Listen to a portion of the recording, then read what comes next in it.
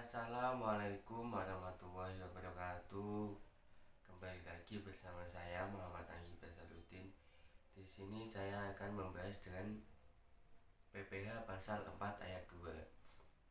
Pertama kita bahas pengertian dari pasal 4 ayat 2. PPH pasal 4 ayat 2 adalah pajak yang dikenakan pada wajib pajak badan maupun wajib pajak pribadi atas beberapa jenis penghasilan yang mereka dapatkan dan pemotongan pajaknya bersifat final. Perpotongan PPH pasal 4 ayat 2: 1. Koperasi, 2. Penyelenggara kegiatan, 3. Otoritas bursa, 4. Bendahara. Selanjutnya, objek dan tarif PPH pasal 4 ayat 2. 1. Bunga deposit, tabungan dan diskon SBI. Dasar hukum PP 131 tahun 2000 KM. A. 20% dari jumlah bruto atas bunga deposit, tabungan dan diskon SBI yang diterima WP atau wajib pajak DN atau DPUT. Tabungan dan diskon SBI yang diterima WP. Contoh perhitungan: Aditya menyimpan uang deposit di bank BCA sebesar 100 juta dengan tingkat bunga 12% per tahun. Hitung besarnya bunga deposit dan PPH pasal 4 ayat 2. Jawab: bunga deposit 12% kali 100 juta per 12 per 12 itu adalah 1 tahun. 1 tahun ada 12 bulan, sama dengan 1 juta. PPH pasal 4 ayat 2, 20% dikali 1 juta sama dengan 200.000. Nomor 2, transaksi saham di bursa efek. 1. 0,1% dari nilai transaksi atas transaksi saham di bursa efek, bukan saham pendiri. Yang B, 0,1% dari nilai transaksi ditambah 0,5% dari nilai besar saham pada saat penawaran umum perdana atas transaksi saham di bursa efek saham pendiri. Contoh perhitungan: Tuan Dila menjual 1000 lembar saham dengan harga 3000 per lembar. Hitung besarnya PPH pasal 4 ayat 2. Jawab: PPH pasal 4 ayat 2 atas penjualan saham 0,1% dikali 3000 kali 100 lembar sama dengan 3000. Yang nomor 3, bunga atau diskonto obligasi yang diperdagangkan di bursa efek. A. Bunga obligasi dengan kupon 15% dari jumlah bruto bunga dengan masa kepemilikan obligasi untuk WP. 20% dari jumlah bruto bunga sesuai dengan masa kepemilikan obligasi atau tarif P3B. Yang B, diskonto obligasi dengan kupon 15% dari selisih lebih harga jual di atas harga perolehan obligasi. 20% dari selisih lebih harga jual di atas harga perolehan obligasi. C. Diskonto obligasi tanpa bunga 15% dari selisih lebih harga jumlah jual di atas harga peroleh obligasi. 20% dari selisih lebih harga jual di atas harga perolehan obligasi. Yang D, bunga atau diskonto dari obligasi yang diterima dan diperoleh WP reksadana yang terdaftar pada BPPM dan lembaga keuangan. 0% dari jumlah bruto bunga atau selisih lebih harga jual atau nilai nominal di atas harga perolehan obligasi.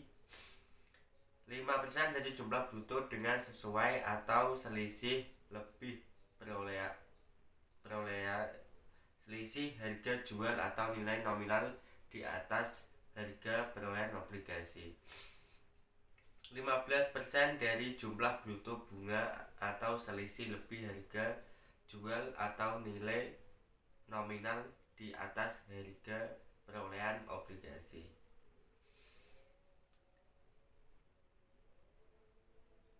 Yang nomor 4, hadiah 25% dari jumlah bruto hadiah undian. Contoh perhitungan, PT OKOC menyelenggarakan penarikan hadiah undian atas senilai 100 juta rupiah. Dalam penarikan undian tersebut, nama Budiman muncul sebagai pemenang.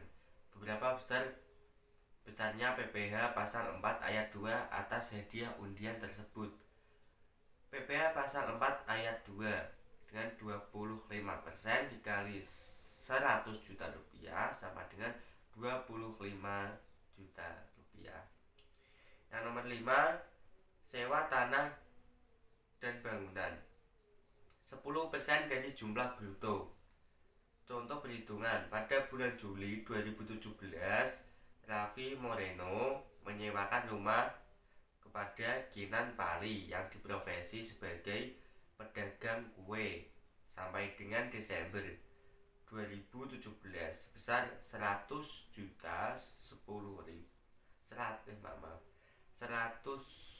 10 juta yang dibayar pada tanggal 3 Juli 2017. Hitung besarnya PPh pasal 4 ayat 2 terkait transaksi sewa antara Raffi Morena dan Kinan Pali. Jawab, 10% kali 110 juta sama dengan 11 juta rupiah. 6. Penghasilan dari pengalihan tanah dan bangunan. A. Wajib pajak yang dilakukan transaksi pengalihan hak atas tanah dan bangunan. 2,5% dari jumlah bruto nilai penghasilan. Nilai yang tertinggi antara akta pengalihan dengan NJOP. B. Pengalihan hak atas rumah sederhana dan rumah susun sederhana yang dilakukan oleh wajib pajak yang usaha pokoknya melalui pengalihan hak atas tanah dan bangunan. 1% dari jumlah bruto nilai pengalihan. Nilai yang tertinggi antara akta pengalihan dengan NJOP. C. Pengalihan hak atas tanah dan bangunan kepada pemerintah BUMN yang mendapat penugasan khusus dari pemerintah atau BUMD yang mendapat penugasan khusus dari kepala daerah sebagaimana dimaksud dalam undang-undang yang mengatur mengenai pengadaan tanah bagi pembangunan untuk kepentingan umum. Yang nomor 7, penghasilan usaha jasa konstruksi. A. Jasa pelaksana konstruksi yang dilakukan oleh penyediaan jasa yang memiliki kualifikasi usaha kecil.